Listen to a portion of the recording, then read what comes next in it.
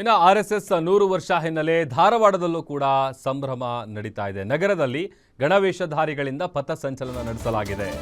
KE board college ಆವರಣದಲ್ಲಿರುವಂತಹ ಗಣವೇಷಧಾರಿಗಳು ಸುಮಾರು 5,000ಕ್ಕೂ ಹೆಚ್ಚು ಗಣವೇಷಧಾರಿಗಳು ಭಾಗಿಯಾಗಿದ್ದಾರೆ.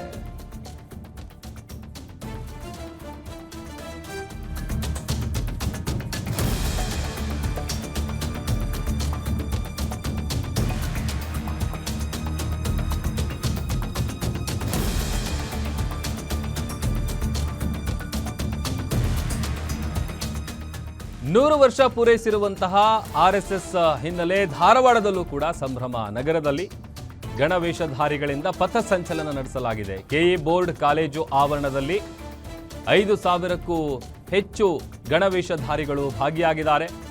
3 ವಿಭಾಗಗಳ ಕೊನೆಯಾಗಲಿದೆ ಪಥಸಂಚಲನ.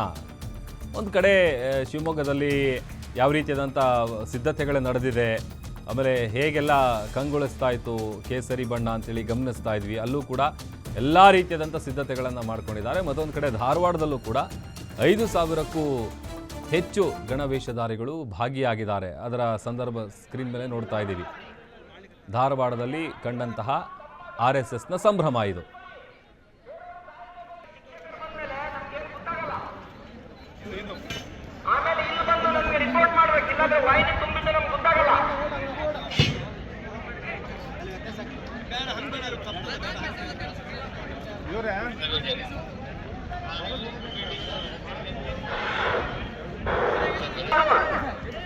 ಮಾರ್ಗ 3 ವಾಹಿನಿ 2 ಅನುದೀಪ್ ಕುಲಕರ್ಣಿ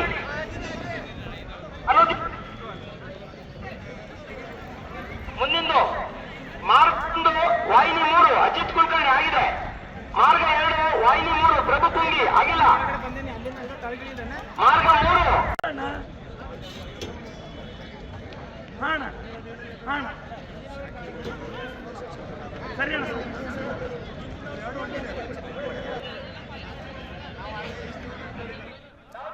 ನೋಡಿ, ಆರ್ಎಸ್ಎಸ್ 100 ವರ್ಷ ಪೂರೈಸಿರುವಂಥ ಹಿನ್ನೆಲೆಯಲ್ಲಿ ಎಲ್ಲ ಭಾಗದಲ್ಲೂ ಕೂಡ ಅದಕ್ಕೆ ಸಂಬಂಧಪಟ್ಟಂಥ ಪಥಸಂಚಲನವನ್ನು ನಡೆಸಲಾಗ್ತಾ ಇದೆ. ಒಂದು ಕಡೆ ಬೆಂಗಳೂರಲ್ಲಿ ಇವತ್ತು ಬೆಳಿಗ್ಗೆ ಆಗಿದೆ, ಶಿವಮೊಗ್ಗದಲ್ಲಿ ಸಂಜೆ ಆಗುತ್ತೆ.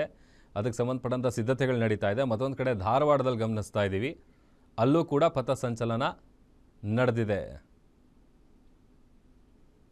ಶ್ರೀಧರ್ ನಮ್ಮ ಪ್ರತಿನಿಧಿ ಹೆಚ್ಚಿನ ಡೀಟೇಲ್ಸನ್ನು ಕೊಡ್ತಾರೆ. ಶ್ರೀಧರ್, ಕೆಇ ಬೋರ್ಡ್ ಕಾಲೇಜ್ ಆವರಣದಲ್ಲಿ ಆರ್ಎಸ್ಎಸ್ 100 ವರ್ಷ ಪೂರೈಸಿರುವಂಥ ಹಿನ್ನೆಲೆ ಹೇಗೆ ನಡೀತು ಸಂಭ್ರಮ, ಏನೆಲ್ಲ ಮಾಹಿತಿ ಇದೆ? ಪ್ರಭು, ಖಂಡಿತವಾಗ್ಲು ಈಗಾಗಲೇ ಆರ್ಎಸ್ಎಸ್ ಸ್ಥಾಪನೆಯಾಗಿ ಒಟ್ಟು 100 ವರ್ಷಗಳನ್ನ ಕಳೆದಿರುವಂತಹ ಸಂಭ್ರಮ ಹಿನ್ನೆಲೆ ಈಗಾಗಲೇ ರಾಜ್ಯ ಸೇರಿದಂತೆ ದೇಶಾದ್ಯಂತ ಈಗಾಗಲೇ ಪಥಸಂಚಲನದ ಮೂಲಕ ಸಂಭ್ರಮವನ್ನ ಆಚರಣೆ ಮಾಡಲಾಗ್ತದೆ. ಇನ್ನು ಗಣವೇಷಧಾರಿಗಳು ಇವತ್ತು ಧಾರವಾಡದ ಕೆಇ ಬೋರ್ಡ್ ಕಾಲೇಜ್ ಆವರಣದಿಂದ ಒಟ್ಟು 5,000ಕ್ಕೂ ಹೆಚ್ಚು ಗಣವೇಷಧಾರಿಗಳು ಈಗಾಗಲೇ ಸೇರ್ಕೊಂಡಿರುವಂತದ್ದು. ಇನ್ನೇನು ಕೆಲವೇ ಕ್ಷಣಗಳಲ್ಲಿ ಪಥಸಂಚಲನ ಆರಂಭ ಆಗುತ್ತೆ. ಒಟ್ಟು 3 ವಿಭಾಗಗಳ ಮೂಲಕ ಈಗಾಗಲೇ ಪಥಸಂಚಲನಕ್ಕೆ ವ್ಯವಸ್ಥೆಯನ್ನ ಮಾಡಲಾಗಿದ್ದು, ಹುಬ್ಬಳ್ಳಿ ಧಾರವಾಡ ಪೊಲೀಸ್ ಅಂದ್ರೆ ನಗರ ಪೊಲೀಸ್ ಏನಿದ್ದಾರೆ ಸಿಬ್ಬಂದಿಗಳು ಅವರ ನೇತೃತ್ವ ಅಂದ್ರೆ ಸಿಬ್ಬಂದಿನ ಹೆಚ್ಚುವರಿಯಾಗಿ ಈಗಾಗಲೇ ನೇಮಕ ಮಾಡಲಾಗಿರುವಂತದ್ದು.